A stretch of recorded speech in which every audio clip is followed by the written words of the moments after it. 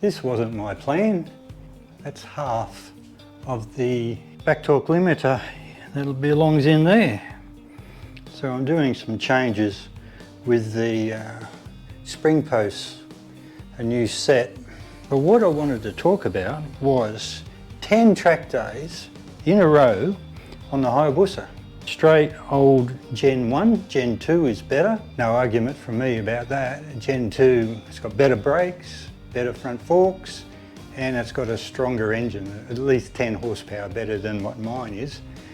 And now the new Gen 3, I'd like to have a go at one of those. I hear that they handle very good. And also with the electronics, it would be a good thing, I think. So we've all got a rear paddock stand. Nothing unusual about these. But what you need to do for the track days is to adjust your tyre pressures all the time. So you need the back wheel up so you can spin the wheel around and quickly find the valve stem to do your tyre pressures, because you'll set the tyre pressures before you start, and then after the first session, second session, lunchtime, all that, you're constantly looking at the tyre pressures, so you want to always up with the stand at the back. Now I found I had trouble with the tyre gauges. I had the I just had the cheap digital tyre gauges. They're battery powered and they go flat when you don't want them to. And also they time out. So when you're stuffing around, putting the bike on the stand and all this sort of stuff and then adjusting the tyre pressures, you're all forever turning the thing on, I found. I'd rather have the conventional or original style, an analogue gauge with the pressure relief button on the side there. This one is much simpler and it's easier. And I often wonder about the digital, where they go, in how many increments. Do they go, 29.2, 29.3, or do they go 0.0, 0.51? I don't know if they're all that accurate. So I prefer the gauge and the release, especially when I had trouble with the rear tyre. That's another story.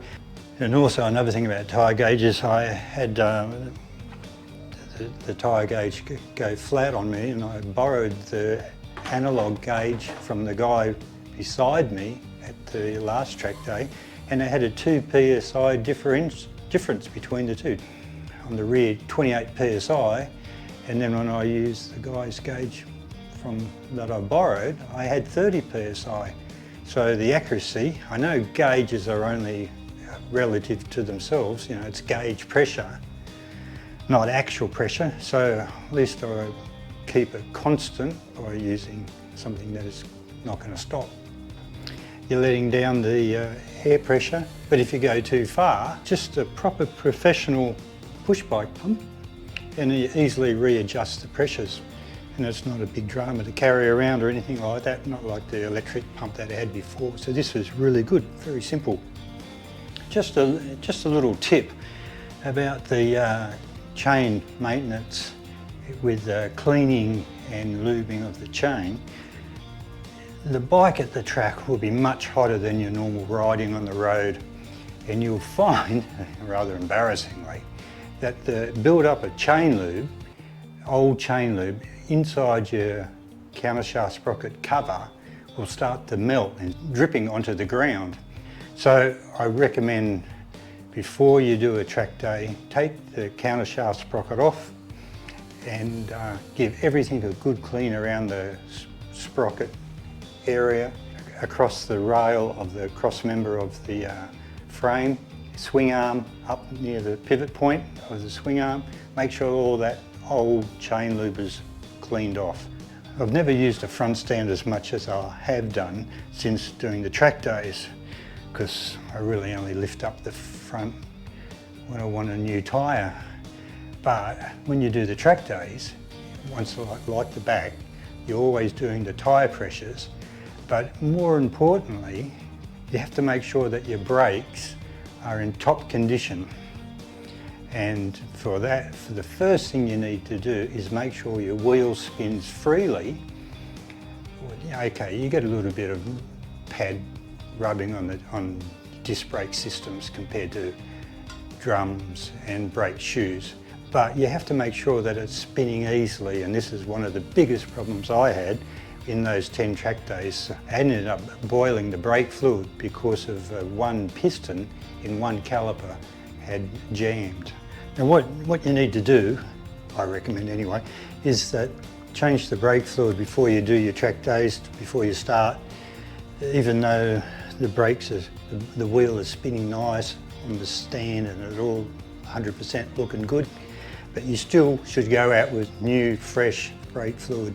The pads start losing their effectiveness when they get hot, and so you get the brake fade. About the 10-minute mark, out of the 15-minute session, you still got the lever pressure, but there's nothing really happening, and it's just the pads have now got too hot.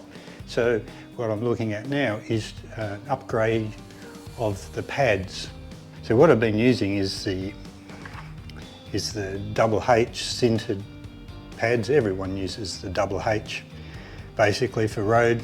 But once you start getting into the track days, the temperatures are just so much higher that I'm going to go up to EBC's next one, and it's the EPFA, which is a fast street and track day spec pad. And then thirdly, there's the GPFAX, which is a race pads. But I'm just going to go for their track day pads, try them next. The EPFA. There's no point in me going out again now with a double H, because I know that every session I'll be losing the brakes by the end of the session, and it's no good doing that. You can't push on because you're always worried about not stopping and going into the sandpit at the end of the straight. Here's a little bonus, another thing that I found out the hard way. I overhauled the calipers with new seal kit. It has the fluid seal and the dust seal. And these, not one seal, they have the normal street setup of 2 seals.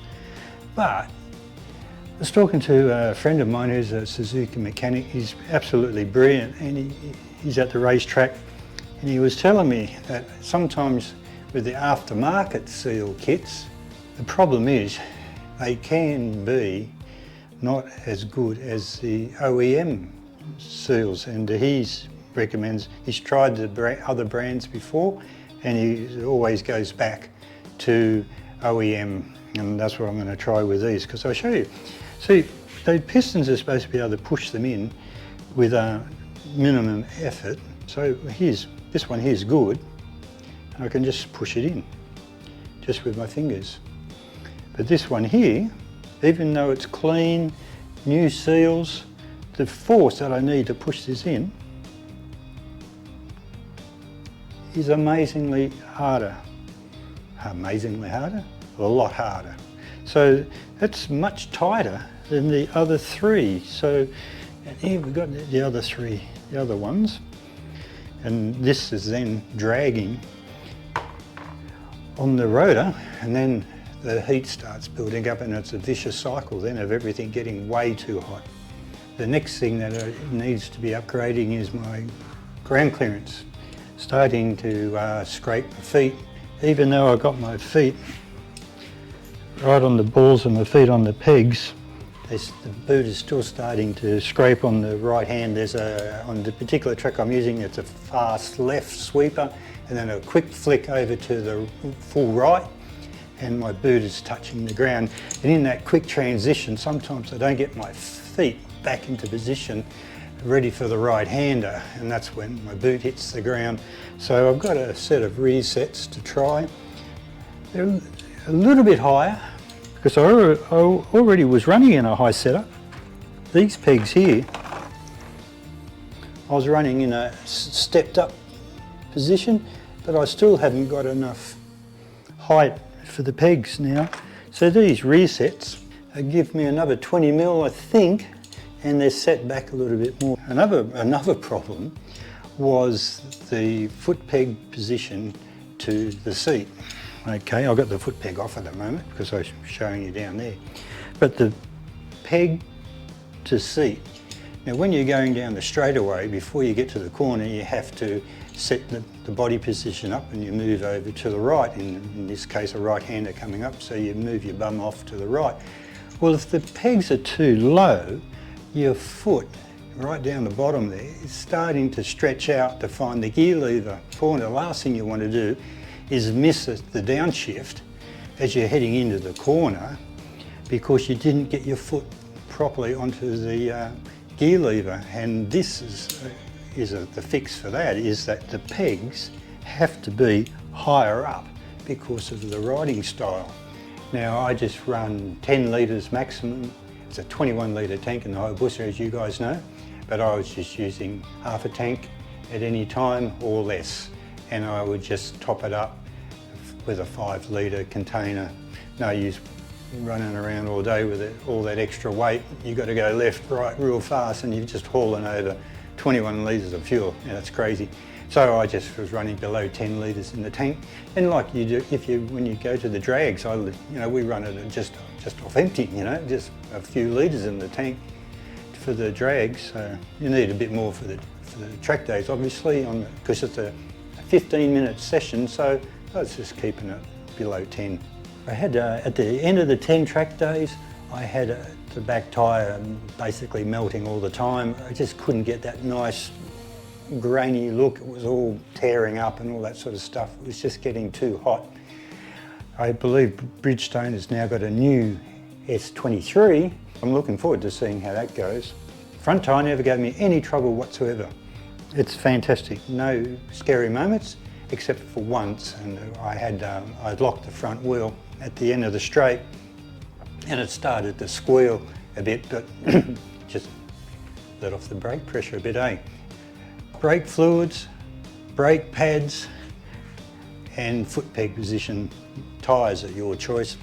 I could move up to the Pirelli soon, maybe, just depends, or this new S23, but I've gone to the limit now with these S22s on the back, starting to squirm around coming out of the corners. As the instructor said in our group, he says, oh, there's a few of you guys, they're starting to paint lines coming out of the corners, and one of them was me, the Hayabusa, because it's a lot of torque, a lot of weight, and so the back tyre was just starting to leave the black lines out of the corners. Maybe good fun, but not really good for drive. All right, so then after this video, I will make another one on what I learnt in riding, my riding technique and all that type of stuff. There's only really 2 things that you really need to worry about in the riding side of it as well. If you've been around, like I have been for years riding, I started when I was 14 and I'm in my 60s now, and you can still learn heaps. And what happens is you find that you'll find one bit of advice and then a penny drops and you get it, and you can go around and around and around not getting the right technique, and then all of a sudden it clicks and away you go, you move on to the next bit. But anyway, that'll be another video. And don't forget to subscribe. It's the only way that my channel can grow, and it's free. So thanks very much.